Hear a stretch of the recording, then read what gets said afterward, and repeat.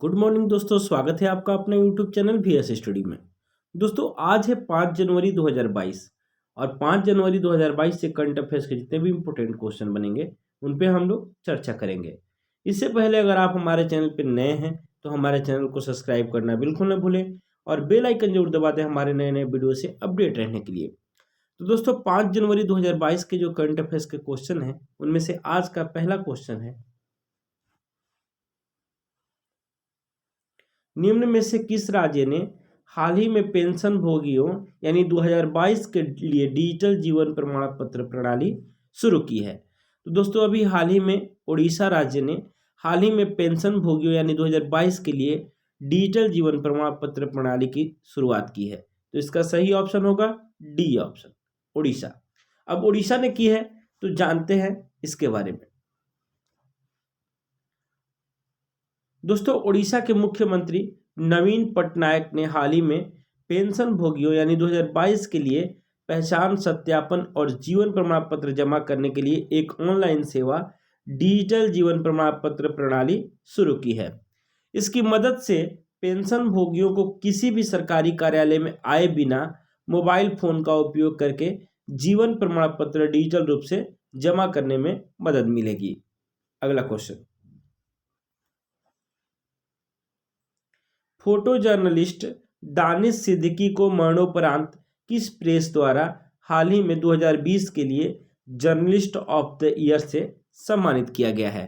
तो दोस्तों photo journalist जो दानिश सिद्दीकी हैं इनको मरणोपरांत अभी महाराष्ट्र प्रेस क्लब यानी मुंबई के द्वारा हाल ही में 2020 के लिए जर्नलिस्ट ऑफ द ईयर से सम्मानित किया गया है। तो इसका सही ऑप्शन होगा D option, Maharashtra press club यानी मुंबई प्रेस क्लब। तो इसके बारे में जानते हैं।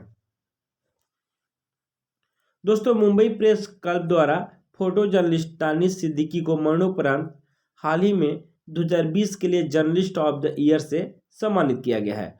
उन्होंने सिद्दीकी की खोजी प्रभावशाली समाचार फोटोग्राफी को अपने स्पेक्ट्रम के लिए प्रतिष्ठित पुरस्कार दिया गया है। उनका यह पुरस्कार उनकी पत्नी फ्रेडरिक सिद्दीकी ने ग्रहण किया है, यानी इनको मरणोपरांत मिला है इसलिए इनकी पत्नी को फ्रेडरिक सिद्दीकी को दिया गया है। अगला क्वेश्चन,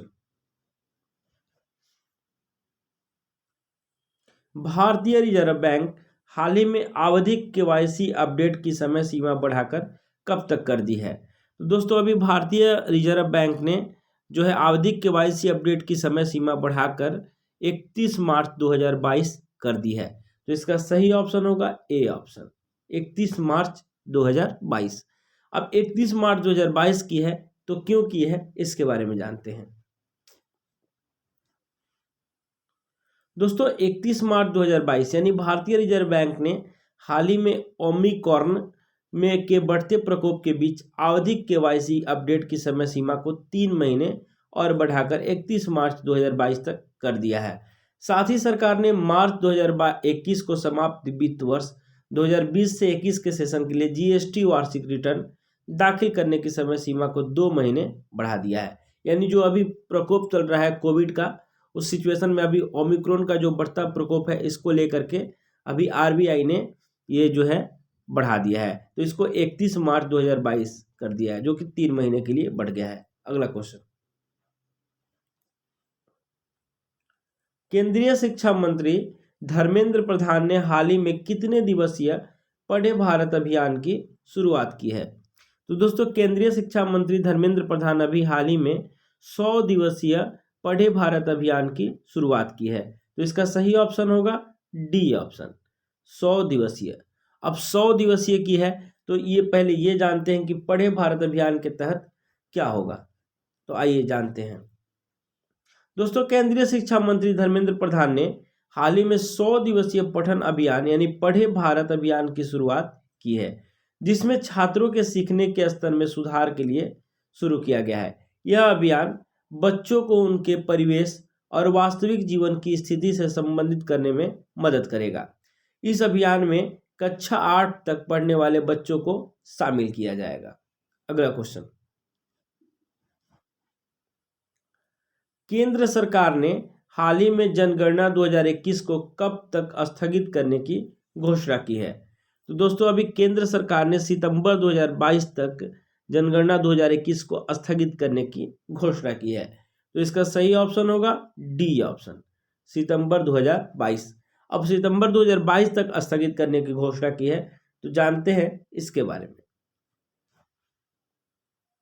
दोस्तों केंद्र सरकार ने हाल ही में जनगणना 2021 को सितंबर 2022 तक स्थगित करने की घोषणा की है, जबकि इससे पहले दिसंबर 2021 में जिलों, उप जिलों, तालुक, तहसीलों, पुलिस स्टेशनों आदि की सीमाओं को फ्रीज करने के कार्य को जून 2022 तक स्थगित कर दिया गया है। अगला क्वेश्चन, निम्न में से किस देश के प्रधानमंत्री अब्दुल्ला हमदोक ने सैन्य तख्ता पलट के बाद अपने पद से इस्तीफा दे दिया है? तो दोस्तों अभी सूडान के प्रधानमंत्री हैं अब्दुल्ला हमदोक, जिन्होंने सैन्य तख्ता पलट के बाद अपने पद से इस्तीफा दे दिए। तो इसका सही ऑप्शन होगा डी ऑप्शन, सूडान।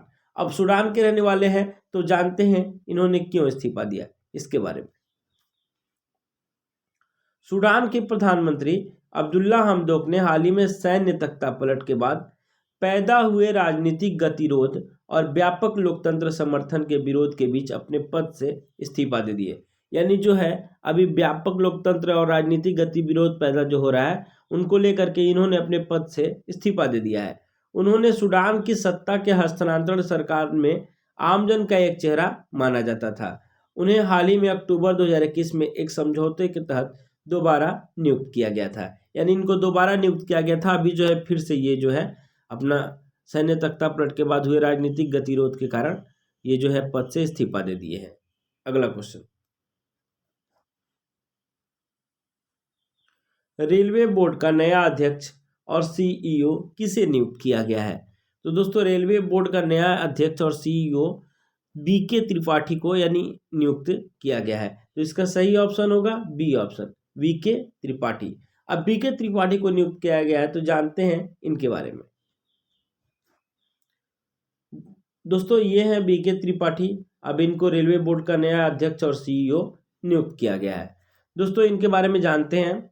तो विनय कुमार इनका पूरा नाम है त्रिपाठी, जो रेलवे बोर्ड का नया चेयरमैन और मुख्य कार्यकारी अधिकारी यानी सीईओ नियुक्त किया गया है।